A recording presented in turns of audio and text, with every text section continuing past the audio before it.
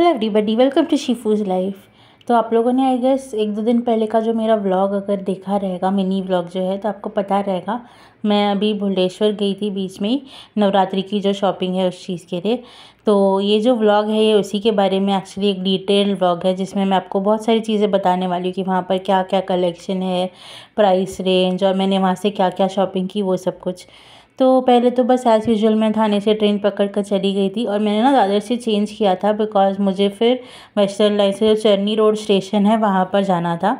तो यहाँ से दादर जाते हुए तो मुझे काफ़ी भीड़ मिली सेंट्रल लाइन में, बट वहाँ से जब मैंने वेस्टर्न लाइन में ट्रेन पकड़ी तो वहाँ पर भीड़ नहीं मिली लकीली, तो मुझे आराम से बैठकर जो है जाने मिल गया था। और थोड़ी देर में मैं चरनी रोड जो है वो पहुँच गई थी। तो चरनी रोड से वैसे तो बहुत सारे शेयर कैब्स वगैरह भी निकलती है, या तो आपको अगर नॉर्मल कैब से जाना है तो आप वो भी ले सकते हैं, जो आपको डायरेक्टली भुवनेश्वर मार्केट जो है उसके बाहर छोड़ देंगे। तो मैं तो जब चरनी रोड उतर गई थी तो मैंने सोचा कि मैं कैब ही ले लूँगी डायरेक्टली। और मैं ना स्पेसिफ़िकली भुवनेश्वर मार्केट इसीलिए जा रही थी बिकॉज़ मुझे पता है और भी काफ़ी सारे मार्केट्स हैं मुंबई में, जैसे बोरिवली एक मार्केट हो गया, और फिर मलाड में भी एक मार्केट है जहाँ पर आपको बहुत सारा नवरात्रि का जो कलेक्शन है वो मिल जाएगा। बट भुवनेश्वर एक ऐसा एरिया है जिससे मैं बहुत फ़ेमिलियर वगैरह भी हूँ, और मैं काफ़ी बार गई हूँ वहाँ पर खुद के लिए शॉपिंग करने के लिए। मेरी एक फ्रेंड है, बेस्ट फ्रेंड, जो बीच में आई थी, उसकी सारी वेडिंग की जो शॉपिंग वगैरह थी वो सब कुछ भी हम लोगों ने वहीं से की थी। तो इसीलिए मैं सोचा कि मैं आज भी वहीं पर चली जाती हूँ। तो कैब वाले जो अंकल हैं उन्होंने मुझे डायरेक्टली जो भुवनेश्वर मार्केट है उसके बाहर ही छोड़ दिया था, और यहाँ पर पहुँचते ही मैंने देखा कि ऑलमोस्ट सारे के सारे जो शॉप्स हैं ना उसमें नवरात्रि का जो कलेक्शन है वो तो दिख ही रहा था। उसके अलावा वेडिंग शॉपिंग वगैरह के लिए भी आपको जो चीज़ें लगती है वो भी मिल जाएंगी। और ये एक स्पेसिफिकली शॉप था जहाँ पर इतनी भीड़ थी, बट इनके पास में जो ऑक्सीडाइज नेकलेस और ज्वेलरी का कलेक्शन था ना वो काफ़ी अच्छा था। और उसी के बाजू में एक और शॉप थी जहाँ पर ये चनिया चोली आप बोलेंगे, फिर अलग से ब्लाउज़ अगर आपको चाहिए तो वो भी मिल जाएगा, लहंगे भी मिल जाएंगे, और बहुत सारे ऐसे ऑक्सीडाइज्ड कड़े बोलेंगे आप, बैंगल्स बोलेंगे, उस सब के भी शॉप्स है। उसके साथ साथ में ये जो कमर पट्टा रहता है ना, जो लहंगा वगैरह के ऊपर आप पहन सकते हैं, वो भी था, और उसकी भी काफ़ी अच्छी वैरायटी थी। मतलब मिरर वर्क वाला आप कलेक्शन बोलेंगे तो वो, शेल्स वाला जो कलेक्शन है, फिर थ्रेड वर्क वाला जो कलेक्शन है, सारे अलग अलग वैरायटी में थे। और इनका जो प्राइस रेंज है ना वो 300-200 डिपेंडिंग ऑन आप कौन सा खरीद रहे हैं उसके ऊपर था। कुछ कुछ महंगे भी थे लाइक 400-450 वगैरह। और नेकलेसेस वगैरह जो आपको यहाँ पर दिख रहा है ना, इनका प्राइस रेंज शुरू हो रहा था 350 से। ये जो शेल वाले बैंगल्स है ना, ये वो अंकल जो है ये बेच रहे थे 300 रुपीज़ में एक सेट, जो मतलब 2 बैंगल्स का रहता है वो।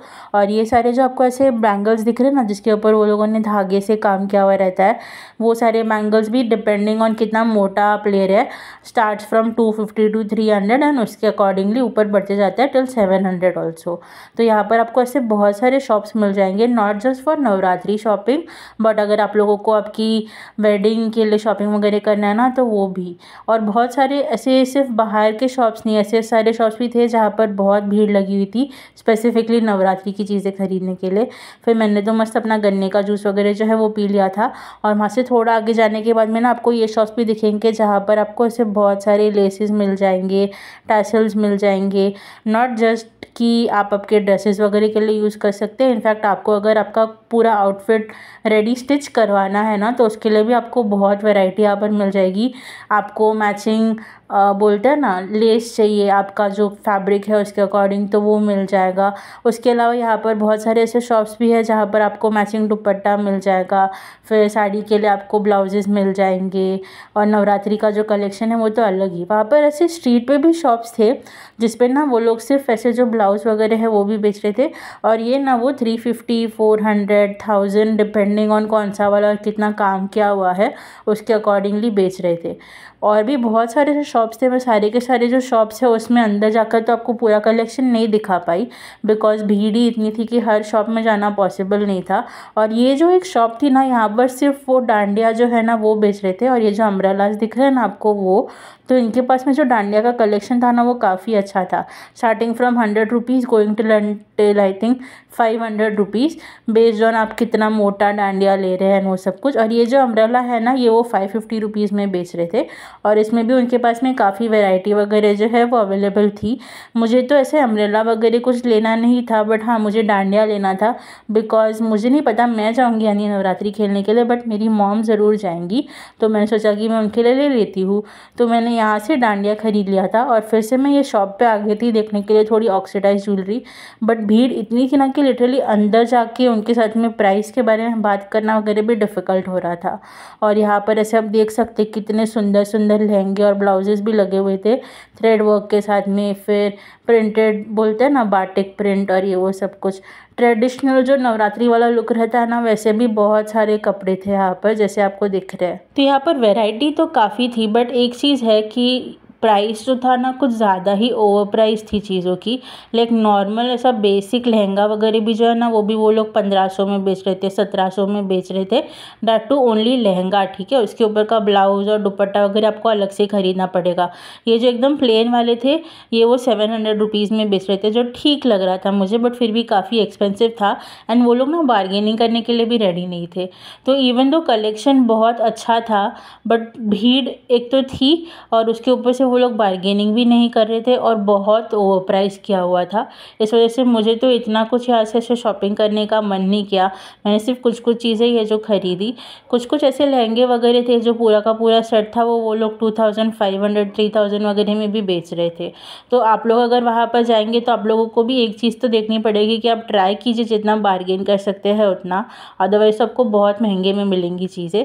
And I think Borivali market में भी अगर आप देखेंगे तो वहाँ पर भी सिमिलर ही कलेक्शन है। तो ऐसा कुछ नहीं कि वहाँ पर आपको कुछ अलग कलेक्शन देखने मिलेगा, ऑलमोस्ट हर जगह पे सिमिलर कलेक्शन ही है। तो बस यही था वो पूरा का पूरा मार्केट जो मैंने एक्सप्लोर किया। फिर मेरा वो मार्केट एक्सप्लोर करके तो हो गया था और मुझे ना शाम की भीड़ से पहले घर जाना था, इसलिए मैं और ज़्यादा वहाँ पर घूमी नहीं। मैंने फिर से टैक्सी ले ली थी, बट अभी मैंने सोचा कि मैं वेस्टर्न लाइन से जाने की जगह पे सेंट्रल लाइन से डायरेक्टली मतलब CST से थाने के लिए जो ट्रेन निकलती है वो पकड़ लूँगी, ताकि मुझे भीड़ नहीं मिलेगी। तो मैंने कैब ले ली थी और वो कैब वाले जो अंकल हैं उन्होंने मुझे फिर डायरेक्टली CST छोड़ देंगे बोल दिया था। शेयर कैब में वहाँ पर ढूंढ रही थी CST जाने के लिए, बट वहाँ पर जो भी शेयरिंग कैब्स हैं ना वो सारे के सारे सिर्फ चरनी रोड जाने के लिए थे, तो इसलिए फिर मुझे जो डायरेक्ट कैब है वही लेना पड़ा। और एक्चुअली मुझे ना बुलेश्वर काफ़ी दिनों से आना था, बट बहुत सारी चीज़ें एक साथ हो रही थी। गणपति हो गया, फिर उसके बाद में अभी मैं माउंट मेरी भी गई थी तो वहाँ पर भी जाना था, फिर बारिश वगैरह भी हो रही थी तो उसमें ना वो मार्केट वगैरह एक्सप्लोर करने नहीं मिलता है। आज भी बारिश जैसा माहौल तो था जब मैं घर से निकली, बट लकीली मैं जब इस साइड पे आई ना तो यहाँ पर बारिश नहीं हो रही थी। तो मुझे वो एक चीज़ अच्छी लगी कि मैं बारिश में भीगते भीगते तो मुझे वीडियोज़ वगैरह नहीं निकालने पड़े और मार्केट नहीं एक्सप्लोर करना पड़ा। फिर तो बस मैं जो CST स्टेशन है वो पहुंच गई थी और यहाँ से मैं जैसे आपको बताया मैं डायरेक्टली थाने के लिए जो ट्रेन है वो लेने वाली थी। तो पहले तो ना एक AC ट्रेन लगी थी जो थाने जाती है, बट ऑब्वियसली मैंने AC ट्रेन का तो टिकट निकाला हुआ नहीं था, तो मैंने फिर मेरी जो ट्रेन है वो आने का वेट किया। एंड ऑब्वियसली क्योंकि मैं CST पे थी तो यहाँ पर चढ़ने में उतनी तकलीफ़ नहीं होती है, बट फिर भी भीड़ तो थी इतनी कि मुझे मालूम था आगे जाने के बाद में ट्रेन जो है वो तो बहुत भरी हुई मिलेगी। तो भी मुझे आराम से बैठने मिल गया था और लास्ट स्टॉप उतरना था मुझे थाने, तो इसलिए मैं तो बहुत आराम से बैठी हुई थी। और जैसे जैसे हम लोग आगे जा रहे थे ना तो मौसम भी बारिश जैसा हो गया था और फिर थोड़ी देर में ना बारिश वगैरह भी गिरने लग गई थी। एंड जब तक परेल स्टेशन आया तब तक तो ट्रेन में जो भीड़ होने लग गई थी पूछो मत। लिटरली औरतें ऐसे चढ़ते हुए आवाज़ें कर रही थी ना, चिल्ला रही थी, झगड़ा कर रही थी, मतलब मुझे वहाँ पर बैठे बैठे भी डर लगने लग गया था। और आप देख सकते हैं ट्रेन में कितनी भीड़ थी। लिटरली जो सीट्स है ना जहाँ पर बैठने की जगह है वहाँ पर भी लोग आके खड़े थे और फिर भी दरवाजे पर लोग चिल्ला रहे थे कि अंदर जाओ अंदर जाओ अंदर जाओ। मतलब कोई भी और कितना अंदर जाएगा, जगह तो होनी चाहिए किसी के लिए। लिटरली वो लोग अब मेरी गोद पे तो आके नहीं बैठेंगे ना, बट लोग तो एनीवे आपको तो मालूम है भीड़ का क्या सिचुएशन रहता है। आप यहाँ पे भी अभी देखेंगे कि ट्रेन ऑलमोस्ट मतलब पहुंच ही रही है, रुकी भी नहीं है और तभी तक लोग जो है अपना बैग वगैरह तान के ऐसे खड़े जैसे कि अभी उनको जंग लड़ने जाना है। और ये सिचुएशन हर मुंबईकर की होती है, चाहे कुछ भी हो जाए उन लोगों को ट्रेन में तो जाना ही है कि आखिर कितनी ट्रेन छोड़ेंगे ना कोई भी। तो ऐसी हालत में फाइनली कैसे तैसे जो है मैं थाने स्टेशन पहुंच गई थी। फिर वहाँ से मैंने अपना जो बस है जो घर तक छोड़ती है वो बस ले ली थी और उसके बाद में फिर मैं घर आ गई थी। तो ओवरऑल आज की जो जर्नी थी ना वो काफ़ी अच्छी थी। मुझे कुछ कुछ चीज़ें बहुत अच्छी भी लगी जो मैंने इनफैक्ट शॉपिंग की हुई है, वो भी मैं आपको आगे बताऊंगी।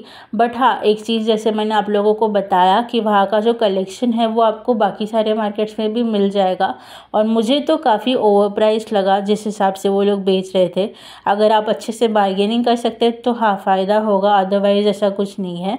तो मैंने ये कुछ चीज़ें खरीदी, जैसे ये 3 जो कड़े आप देख रहे हैं, तो मैंने ये 3 कड़े खरीदे हुए हैं। सबसे बेस्ट तो मुझे ये वाला लगा, बिकॉज इसके ऊपर जो डिटेलिंग और जो काम किया हुआ है ना वो बहुत सुंदर लग रहा था। फिर इसके साथ साथ में आप जो ये 2 और कड़े देख रहे हैं ना, ये भी मैंने लिया। ये ना थोड़ा सा ऐसा मतलब बोलते हैं ना जिसके ऊपर घुंघरू वगैरह लगे हुए हैं ना, वैसा वाला था।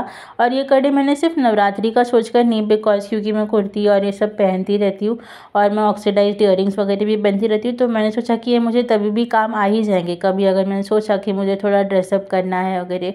और ये वाला जो है ना, ये भी एडजस्टेबल ही है और ये तार वाला है, और इसका भी जो काम है ना वो काफ़ी सुंदर था। फिर मैंने ना ये 2 डांडिया भी लिए। ये तो मुझे आई गेस 80 रुपीज़ में मिल गया। और जो दूसरा वाला ब्लैक वाला ये डांडिया देख रहे हैं थोड़ा मोटा था, तो उन्होंने ये मुझे 120 रुपीज़ में बेचा। मुझे ये दोनों के दोनों बहुत अच्छे लगे। और ये मैंने बिंदी के कुछ 6 पैकेट्स लिए थे और वो अंकल ने मुझे 6 पैकेट 50 रुपीज़ में बेचे। तो इसमें काफ़ी वैरायटी थी उनके पास अलग अलग, तो मैंने उसमें से सिलेक्ट करके जो 6 बिंदी के पैकेट्स हैं वो ले लिए थे। और मतलब मैं क्योंकि बिंदी वगैरह पहनती रहती हूँ तो मेरे तो काम आते ही रहता है। हाँ, मुझे मालूम है कि इनका ग्लू उतना टिकता नहीं है, बट आई गेस एक बार के लिए ठीक है, चल जाता है। फिर मैंने ना ये जो बैंगल्स और कड़े जो मैंने खरीदे थे वो पहन कर भी थोड़े ट्राई किए। तो जैसे आप लोग देख रहे हैं इनका फिटिंग वगैरह तो अच्छा था, एंड बिकॉज ये एडजस्टेबल है और आप उसको खोल कर पहन सकते हैं, तो ऐसा कोई प्रॉब्लम भी नहीं होता है कि आपको फिट आएगा या नहीं। आप वैसे तो वहाँ पर भी ट्राई करके देख ही सकते हैं लेने से पहले। फिर मैंने ना एक दुपट्टा भी लिया। स्पेसिफिकली मेरे पास में ना एक ब्लैक स्कर्ट है, उसके ऊपर मतलब मैं ये पहन सकती हूँ इन केस मैंने सोचा कि मैं नवरात्रि खेलने के लिए जाऊँगी, तो इससे मैचिंग ही थोड़ा बहुत लिया हुआ है। और ये एक स्कर्ट है, ये भी लिया है मैंने। और कोइंसिडेंटली आपको पता है इसके साथ में जो मैंने पहले दुपट्टा लिया हुआ है ना, वो भी इसके साथ में मैच करता है।